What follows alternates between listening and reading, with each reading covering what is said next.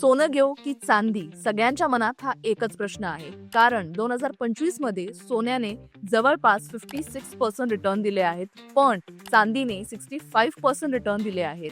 चांदीच्या या आउट परफॉर्मन्समुळे सगळेच कन्फ्युजन मध्ये आहेत. तर आज मी हे तुमचं कन्फ्युजन दूर करणार आहे. इन्फ्लेशन, ट्रेड वॉर, इलेक्शन या सगळ्या गोष्टी हेडलाईन्स मध्ये आल्या की इन्व्हेस्टर्स सगळ्यात पहिला धाव घेतात सोन्याकडे. कारण सोनं हे एक सेफ हेवन आहे. त्याच्यामुळे भीती आणि सोनं हे एक कॉम्बिनेशन झालं आहे. यामुळे सोनं हे वाढतं सेंटिमेंट्सवर, पण दुसरीकडे सिल्वर हे एक क्रांती घडवतंय.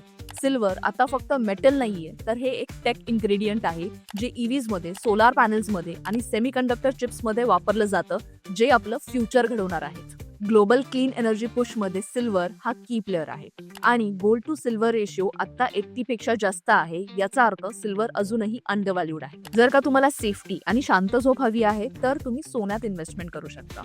जर का तुम्हाला हाय ग्रोथ आणि थोडी रिस्क चालत असेल तर तुम्ही सिल्वर मध्ये इन्व्हेस्टमेंट करू शकता. पण जर का तुम्ही स्मार्ट इन्व्हेस्टर आहात तर दोन्हीकडे बॅलन्स्ड इन्व्हेस्टमेंट करा. आम्हाला कमेंट करून सांगा की तुमची इन्व्हेस्टमेंट स्ट्रॅटेजी काय आहे आणि आम्हाला फॉलो करायला विसरू नका.